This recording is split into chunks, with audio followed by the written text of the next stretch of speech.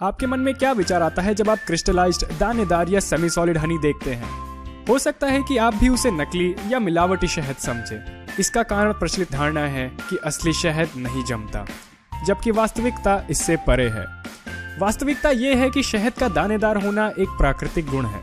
प्राकृतिक शहद छत्तों से निकलने के बाद कुछ दिन या महीनों बाद दानेदार हो जाता है। दानेदार या क्रिस्टलाइज्ड होने की गति उन फूलों पर निर्भर होती है जिससे मधुमक्खी नेक्टर लेती है। उदाहरण के लिए, अगर मधुमक्खी ज्यादा नेक्टर सरसों के फूल से लेती है तो वो शहद जल्दी क्रिस्टलाइज्ड हो जाता है, जबकि अकेशिया या जामुन का शहद जमने के लिए महीनों या सालों हो जाते हैं। दरअसल शहद दानेदार होकर अपने आप को सुरक्षित कर लेता है, इसलिए शहद कभी भी खराब नहीं होता।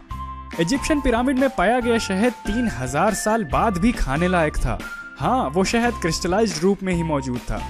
अफसोस की बात तो यह है कि हमारे पढ़े लिखे समाज में भी एक गलत धारणा प्रचलित है।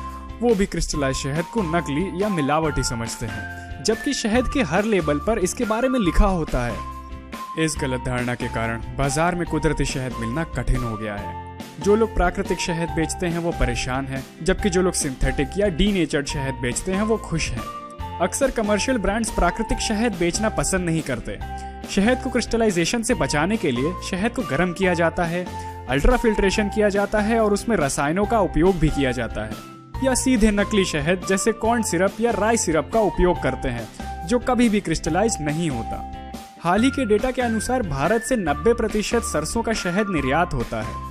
मधुमक्खी पालक जो इस अत्यधिक लाभकारी शहद को निकालते हैं उसे उपभोक्ताओं तक नहीं बेच सकते। उसका कारण यही गलत धारणा है। इसलिए उनके पास एक ही विकल्प है कि वो शहद को एक्सपोर्टर को बेच दें, वो भी सस्ते दामों पर। जबकि विकसित देश जैसे अमेरिका और यूरोप में ये गलत धारणा नहीं है। वहाँ क्रिस्टलाइज शहद को सेट हनी के नाम से बेचा जाता है, वो भी अच्छे दामों पर। अब क्रिस्टलाइजेशन के पीछे का विज्ञान देखते हैं।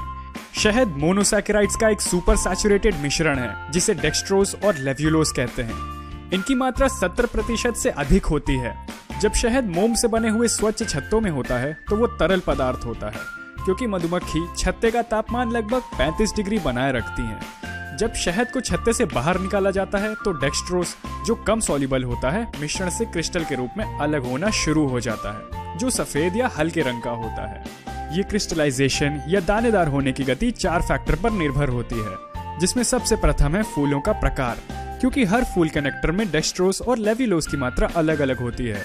अगर डेक्सट्रोज की मात्रा अधिक हो तो शहद जल्दी दानेदार या क्रिस्टलाइज हो जाएगा, और अगर डेक्सट्रोज की मात्रा कम हो तो वो शहद देर से दानेदार होगा।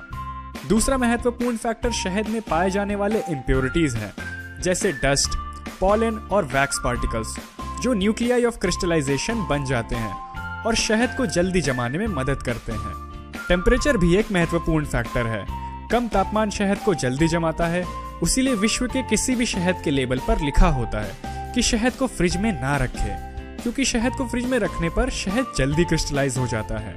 शहद के लेबल पर यह भी लिखा होता है कि शहद अगर क्रिस्टलाइज हो जाए तो उसे गर्म पानी या धूप में रखें, क्योंकि 40 डिग्री तापमान पर पहुंचकर शहद वापस तरल या लिक्विड हो जाएगा। एक और फैक्टर पीरियड ऑफ इमोबिलिटी है। अगर आप शहद रोजाना उपयोग करते हैं तो वो शहद जल्दी नहीं जमेगा, क्योंकि रोजाना बॉटल हिलने से क्रिस्टल सेटल नहीं होंगे। लेकिन अगर शहद को अधिक समय के लिए रख दिया जाए तब शहद जल्दी जम सकता है। क्रिस्टल बनने की गति से शहद का टेक्सचर तय होता है। अगर क्रिस्टल बनने की गति अधिक हो तो कई छोटे छोटे क्रिस्टल्स बनेंगे और क्रिस्टलाइज शहद स्मूथ टेक्सचर का होगा। अगर क्रिस्टल बनने की गति धीरे हुई तब क्रिस्टल बड़े होंगे और शहद का टेक्सचर ग्रेनी होगा। लेकिन अच्छी बात यह है कि किसी भी क्रिस्टलाइज शहद को आसानी से लिक्विड बनाया जा सकता है, उसे गर्म पानी या धूप में रखकर। लेकिन ध्यान रखें कि शहद को 45 डिग्री से अधिक गर्म ना करें, वरना शहद की गुणवत्ता जाती रहेगी। तो अगले समय जब भी आप क्रिस्टलाइज शहद देखें तो उसे नकली या मिलावटी ना समझें, बल्कि लोगों को सच्चाई से अवगत कराएं। हमारा मानना है कि लोगों तक तभी प्राकृतिक शहद पहुंच पाएगा जब वो इस गलत धारणा से बाहर आएंगे।